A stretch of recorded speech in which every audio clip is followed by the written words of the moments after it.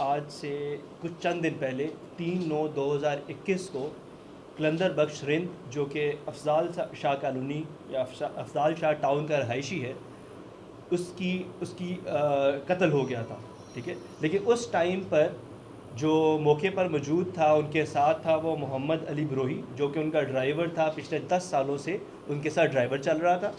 और उनके जो फैमिली है और उनके जो मोहल्लेदार हैं, उन्होंने हमें पुलिस को ये इतला दी कि कलंदर बख्श रिंद जो कि अफजाल शाह का रहायशी है, उसने ख़ुदकुशी कर ली है। ठीक है, और जब ख़ुदकुशी की है तो उसके बाद दरवाज़ा तोड़ कर घर वाले अंदर गए हैं। उससे कुछ टाइम बाद पुलिस वाले जब पहुँचे हैं तो पुलिस ने अपनी कानूनी कार्रवाई के लिए उस डेड बॉडी को पोस्टमार्टम के लिए हॉस्पिटल लेके गए। लेकिन जब वापस आए तो हमें थोड़ा सा शक पैदा हुआ।